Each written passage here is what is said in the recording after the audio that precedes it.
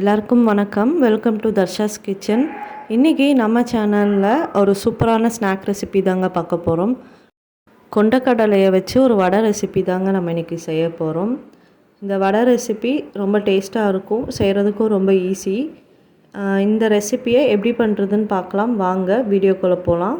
நீங்கள் இன்னும் நம்ம சேனலை சப்ஸ்கிரைப் பண்ணலைன்னா கீழே இருக்க ரெட் கலர் சப்ஸ்கிரைப் பட்டனை ப்ரெஸ் பண்ணிட்டு பக்கத்தில் இருக்க பெல் ஐக்கானையும் கிளிக் பண்ணிக்கோங்க. இப்போ இது எப்படி பண்ணுறதுன்னு பார்க்கலாம். 150 கிராம் கொண்டக்கடலையை 8 மணி நேரம் இல்லைனா நைட்டு ஃபுல்லாக ஊற வச்சு எடுத்துக்கலாம். இப்போ ஒரு மிக்ஸி ஜாரில் அந்த தண்ணியை வடிச்சிட்டு கொண்டக்கடலையை உள்ளே சேர்த்திக்கலாம். இது கூட ஒரு மீடியம் சைஸ் பெரிய வெங்காயத்தை கட் பண்ணி உள்ளே சேர்த்திக்கலாம். காரத்துக்கு 2 வரமிளகாய், ஒரு பச்சை மிளகாவை கட் பண்ணி உள்ளே சேர்த்திக்கலாம். 1/2 டேபிள் ஸ்பூன் அளவு சீரகம், 1/2 டேபிள் ஸ்பூன் அளவு சோம்பு, இது எல்லாத்தையும் சேர்த்து நம்ம அரைச்சி எடுத்துகிட்டு வந்துடலாம். இந்த மாதிரி கொஞ்சம் பரப்பரனே அரைச்சி எடுத்து வச்சுக்கலாம். இப்போ இதை வேற ஒரு மிக்சிங் பவுலுக்கு மாற்றிக்கலாம். அதில் தேவைக்கேற்ப உப்பு சேர்த்திக்கலாம்.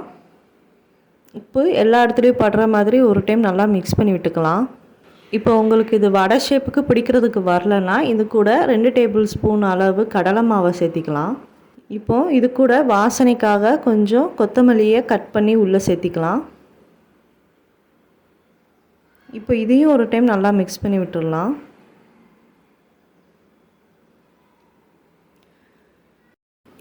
இப்போ நம்ம இதை வடை ஷேப்புக்கு ரெடி பண்ணி ஒரு பிளேட்டில் எடுத்து வச்சுக்கலாம். ஒரு கடாய் வச்சுக்கலாம். அதில் கொஞ்சம் எண்ணெய் சேர்த்திக்கலாம். நம்ம இன்றைக்கி இதை டீப் ஃப்ரை தான் பண்ண போகிறோம். இப்போது நம்ம தட்டி வச்சுருக்க வடையை உள்ளே சேர்த்திக்கலாம். மீடியம் ஃப்ளேம்லேயே வச்சு இதை நல்லா பொரித்து எடுத்துக்கலாம். இதை ஒரு டைம் திருப்பி போட்டுக்கலாம். 2 பக்கமும் நல்லா கிறிஸ்பியாக வர மாதிரி நல்லா பொரித்து எடுத்துக்கலாம்.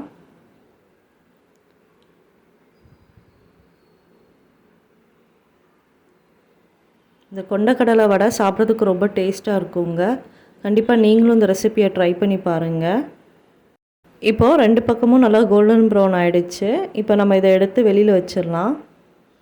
இதே மாதிரி மீதி தட்டி வச்சுருக்க வடையும் உள்ளே சேர்த்து நம்ம பொரித்து எடுத்துடலாம்.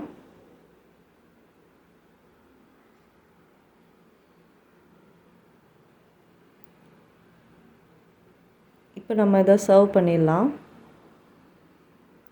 அவ்வளோதாங்க, நம்மளோட கொண்டக்கடலை வடை ரொம்ப சூப்பராக ரெடி ஆகிடுச்சு. பார்க்கவே நல்லா சூப்பராக இருக்குது.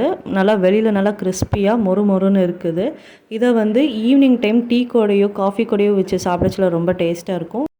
இதை நீங்கள் புதினா சட்னி கூடயும் வச்சு சர்வ் பண்ணலாம், இல்லை டொமேட்டோ சாஸ் இந்த மாதிரி கூடயும் வச்சு சர்வ் பண்ணலாம். ரொம்ப நல்ல காம்பினேஷனாக இருக்கும். இந்த வீடியோ உங்கள் எல்லாத்துக்கும் ரொம்ப பிடிச்சிருக்கும்னு நினைக்கிறேன். பிடிச்சிருந்தால் லைக் பண்ணுங்கள், ஷேர் பண்ணுங்கள், கமெண்ட் பண்ணுங்கள். அப்புறம் நம்ம சேனலை சப்ஸ்கிரைப் பண்ணுங்கள். தேங்க்யூ.